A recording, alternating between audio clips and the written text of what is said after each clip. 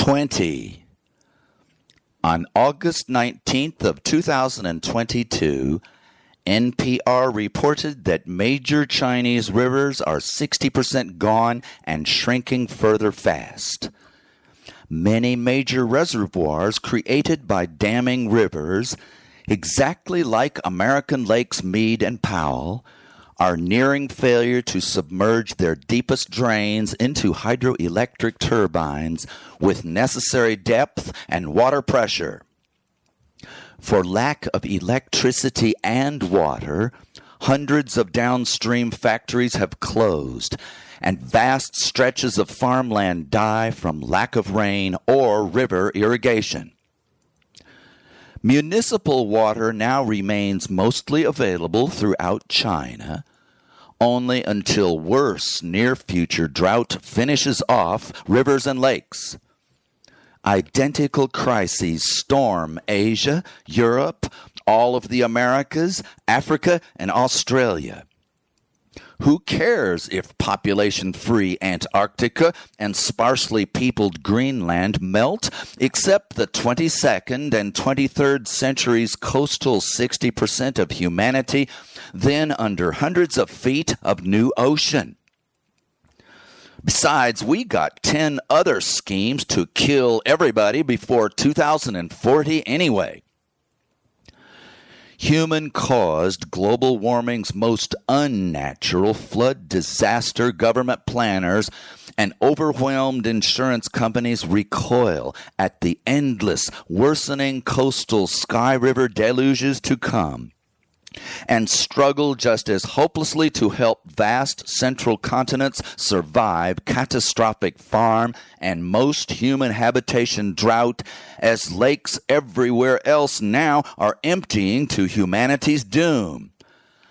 Well, I'm not the first person to watch on TV a 3-week, 20-inch American Pacific Coast Sky River flood roar scores of rivers 15 feet above flood stage, then flip the channel over to national interior lakes seldom so flooded, getting down to cracked mud and ask, why don't we catch floods and pipe them everywhere needed? Lay monster pipes below flood level of periodically raging coastal rivers with high cataract power to drive that water an initial mile or two before then solar power pumps can extend delivery across entire continents to wherever needed. Forests, farms, lakes, and human habitations. Make every 3-week flood extend water rescue until other floods by prioritizing storage, primarily filling lakes, water towers, many new lakes, and supply vast forest and farm irrigation complexes, restoring life support of every human habitation. In other speeches, I describe a similar power delivery from off-coast hot ocean steam catchers, and everyone's roof gutters catching and tanking every raindrop for home use, and also tanking and using all street rain now wastefully delivered to useless gully washes. Coastal condensation freshwater is 20-year researcher Tucor's project, and Arizona and Australia technicians continue to build roof and street rain tanks. Drought planners ignore these essential rescues to commendably enough focus on repairing the giant fraction of underground water pipes full of holes and treating wastewater for reuse. But even those critical needs continue to be abandoned by most leaders ever ordered by fat cat donors to twist most government to benefit their often destructive, polluting, warring businesses. So back to my 6 speeches with one theme. Hammer our anti-bribery, anti-war treaty, or we'll never get a single one of the $50 trillion of your taxes needed from swords into plowshares. said plan I ripped off from you-know-who. All your life, you have long since learned and tested the two alternatives we have in every emergency. The first, which describes our constant public government destruction of humanity for all his story, also teaches most every citizen's ignorant, unorganized pretending that war and wrecked resource leaders are not killing everybody lightning fast. The private family equivalent would be parents who throw up their hands and do nothing while their whole family founders in failed education, drug addiction, crime, vocational failure, and horrendous self-health practices. My speeches hammer our public government equivalent of the slum parents who scratch and claw resources to improve kids' education, instill values against self-destruction and crimes against others, to build character, to build good, happy, healthy lives of care for selves and others. I demand your public rescue of us all. Only possible if you get cracking today. So I'll have a world to dodder along in till I'm 100. You must meet now utterly unaddressed, rocket climbing horror, surrender to tragedy, and certain doom with 100% organized rescue of your family and the human family. Flood and hurricane collection and delivery are intermittent, with the storage extenders as I've described. Lightning rain storage is likewise undependable. Ocean steam condensation achieves highest volumes from hotter, not wintertime oceans. Boiling, osmosis, and filtration desalinization must be researched for volume and cost breakthroughs. Personal dehumidifiers can be designed to provide a few gallons daily to house dwellers. All systems must be rushed to massive world use by your demand that every government invest in human survival with all money denied the corrupt and war-making. For 1% results, try, won't you please? Law with teeth. Avert terrible suffering and brutish quick death only with action, hard, persistent, endlessly collaborative, and far-flung public. Every bit needed from you to pull our long, happy, loving, rewarding lives from the painful, devouring jaws of certain disaster and death. My speeches, soon to be replaced with yours, build your knowledge, alarm, and urgent motivation for essential, full, unceasing communication and activism. Now, go! Never stop! Rescue yourself and your loved ones only by teaching, galvanizing, and legally reforming all of human government and public industry. How else can you achieve your highest, longest safety and happiness? Or live and act for your entire purpose, for which even our God begs us all to make loving heaven, not pointless, cruel, suffering, evil hell, our utopia right here, right now, for enjoyment by our precious families on this beautiful earth while we're alive, that we must first and forever save. Why not leave you chuckling? That old Steve, a real save-the-world nutcase.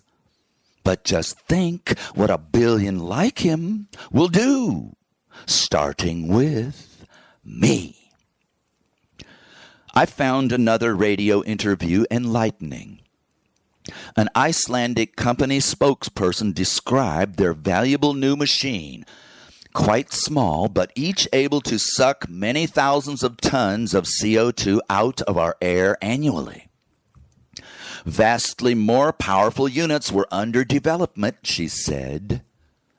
Next on was a climatologist who discussed humanity's imperative goal of slashing world emissions 50% down to net zero by 2050 to hold Earth to a more manageable 1.5 degrees centigrade temperature increase that we are perilously close to reaching now, already 1.2 degrees centigrade above historic normal.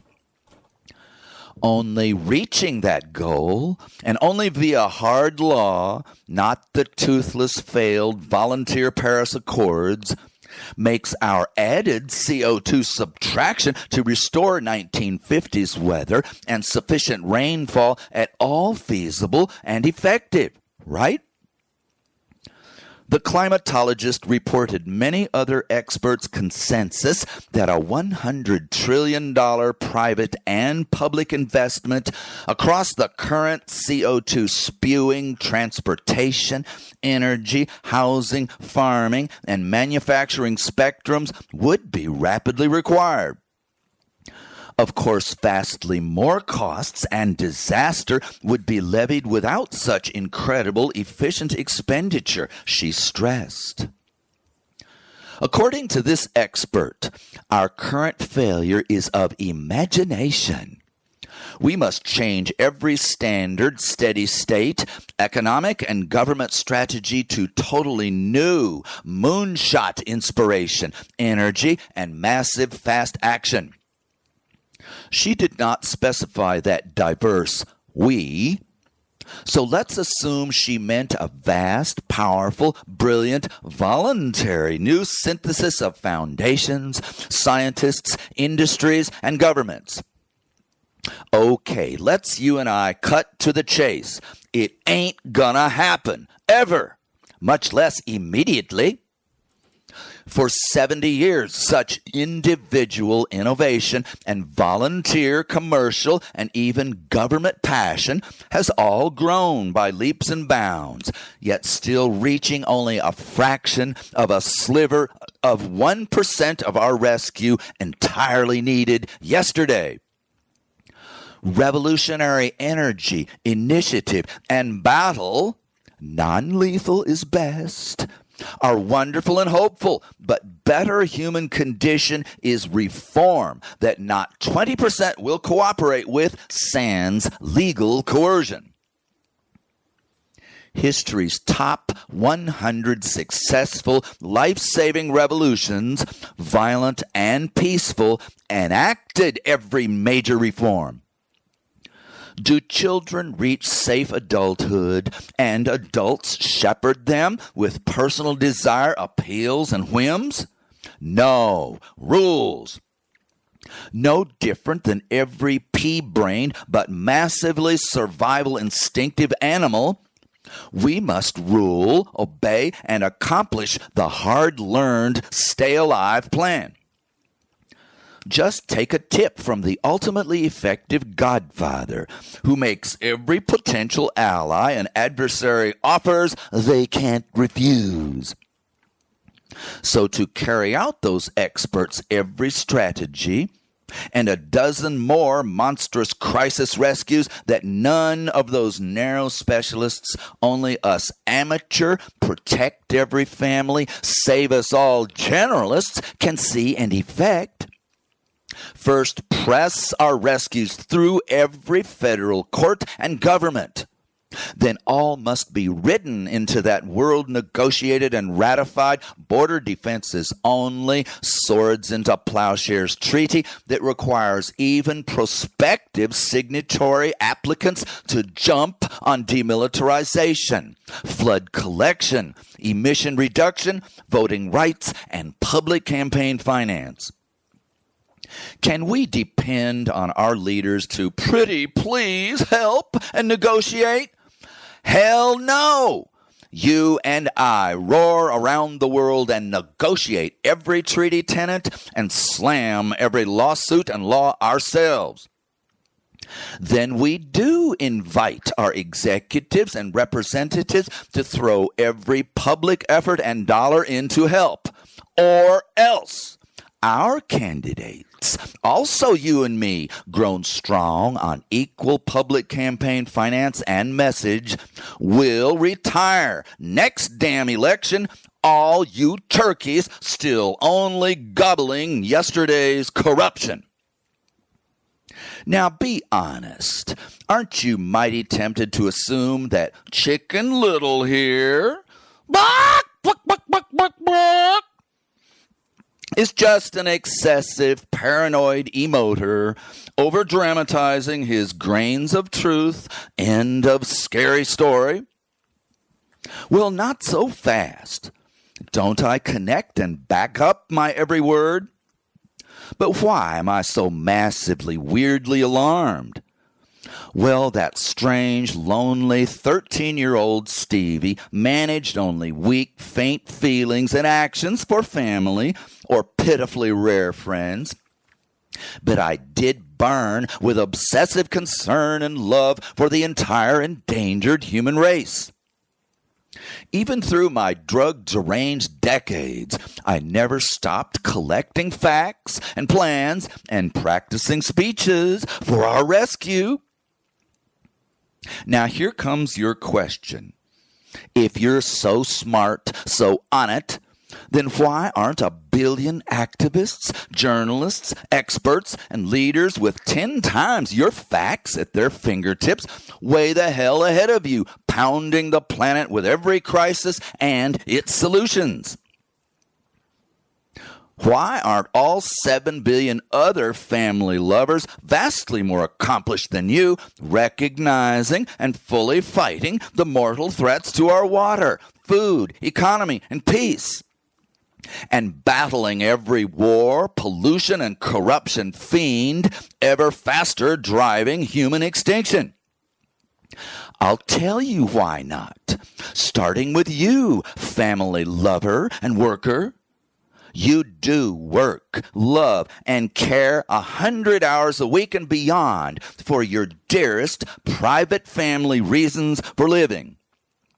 Leaving another 60 seconds a week to watch campaign ads, pick the least foul, dangerous, and corrupt liars to vote for, and then you leave all the driving to your Democratic choice that ain't, since you forget that mostly top 1% donor private money always twists our publicly ignorant, apathetic brains and representatives who don't to empty our treasury to and gut our constitutional laws for their high-bribing jackals. Your comment is, I get that, but can't we at least count on all those activists, journalists, and experts to come to our rescue? No, hardly a single one is not a relentless specialist, focusing on their special 1% sliver of the human condition. Their best answers fix this or that bitty bit, and only pretty please if the clowns all just feel like refusing world destruction's ginormous profits. Forget new or violated present laws. Too much trouble to campaign and fight for. Then are any amateur but fully informed, imaginative generalists putting regular effort into humanity's total, indivisible extinction crisis? Not yet. Who's that weird? Even if recruiting 1 billion such wackadoodles drives my every desperate word. Who do I want? Who do we need? Look in that mirror, hero. Do we have any faint hopes of inspiring the last group, our political leaders, the powerhouses in total control of our every fourth lawfully confiscated public dollar, supposedly granted to them to benefit us, not just those greedy assholes abandoning us for their frickin' cronies? Nope. No hope until you and I legally hamstring and coerce the clowns. Make them behave.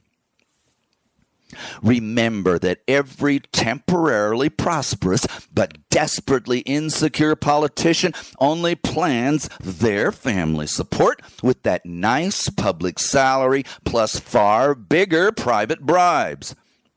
But just until maybe losing their very next election, which 95% avoid by outspending their poor challengers 3-1 for TV propaganda, mostly with campaign cash from death merchants, pollution pushers, and 100 other public parasite tax thieves.